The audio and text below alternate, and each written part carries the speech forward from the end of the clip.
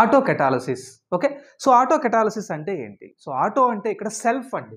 Catalysis అంటే catalytic activity వల్ల reaction rate increase అవ్వడం. అంటే రియాక్షన్‌లో ప్రోడక్ట్ ఫార్మ్ అయినప్పుడు ఆ ప్రోడక్టే కెటలిస్ట్‌గా బిహేవ్ చేయడం. ఓకేనా? దీన్ని మనం ఒక ఎగ్జాంపుల్‌తో అండర్‌స్టాండ్ చేసుకుందాం.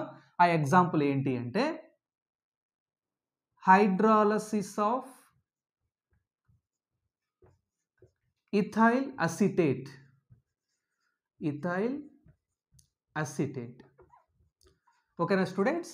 సో ఇక్కడ ఇథైల్ అసిటేట్‌ని మనము హైడ్రోలైజ్ చేస్తే మనకు ethyl alcohol and acetic acid వస్తాయండి. ఓకేనా? Right. So ethyl acetate CH3 COO C2 H5. So this is ethyl acetate ester అండి. Ethyl acetate. సో ఈ ఎస్టర్ని మనము హైడ్రోలైజ్ చేయడానికి వాటర్ యూస్ చేస్తాం. హైడ్రాలసిస్ అంటేనే breaking with the help of water. Okay. So మనకి ఇక్కడ we are going to get acetic acid CH3COOH. so this is acetic acid plus we are going to get ethyl alcohol C2H5OH. so this is ethyl alcohol.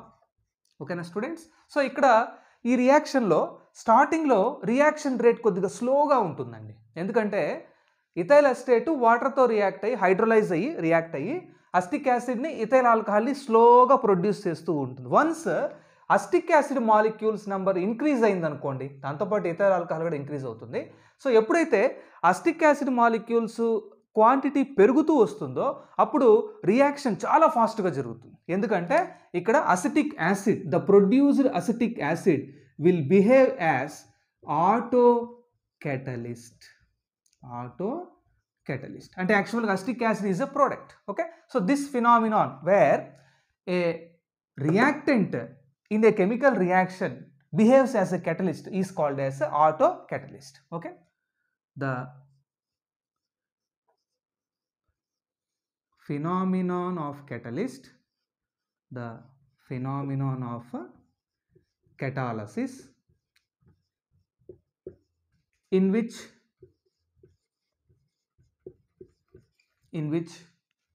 product formed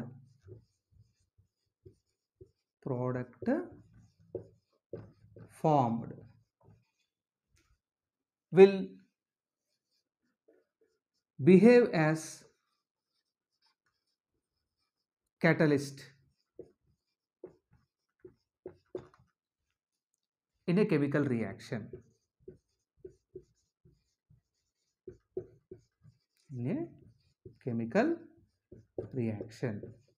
Is called, దీన్ని మనము we are going to call it as auto catalysis. Is called auto catalysis. ఓకేనా students? So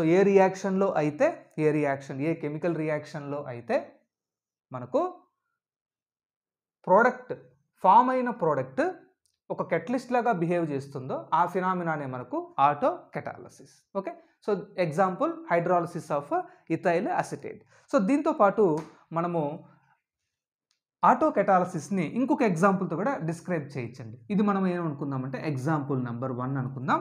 and ఇప్పుడు మనము example number 2కి వెళ్దాం. So ఇక్కడ ఏంటంటే titration of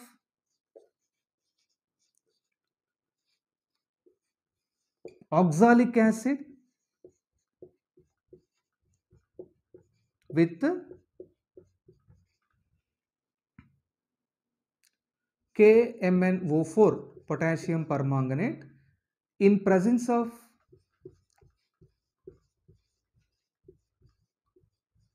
dilute H2SO4. So ఈ రియాక్షన్లో ప్రోడక్ట్ అయిన Mn2+ మనకు ఆటో కెటలిస్ట్గా బిహేవ్ చేస్తుందండి. మనం దీని రియాక్షన్ చూద్దాం. So titration of oxalic acid with KMnO4 అన్నాడు. Okay. So let us take potassium permanganate 2 moles of KMnO4 plus in presence of dilute acid అంటే H2SO4, oxalic acid 5 H2 C2 O4 ఇది oxalic acid అండి, oxalic acid. So ఎప్పుడైతే oxalic acid potassium పర్మాంగనేట్తో dilute H2SO4 ప్రెజెన్స్లో react అవుతుందో మనకు products వస్తాయండి. ఆ ప్రోడక్ట్స్ ఇక్కడ రాస్తున్నాను. K2SO4 plus MnSO4 plus H2O plus CO. Okay, so these are the products. Potassium sulphate వస్తుంది, మ్యాంగనీస్ సల్ఫేట్ వస్తుంది, వాటర్ వస్తుంది, కార్బన్ డైఆక్సైడ్ గ్యాస్ రిలీజ్ అవుతుంది. ఓకే, సో ఇక్కడ మ్యాంగనీస్ సల్ఫేట్ రిలీజ్ అయింది కదండి.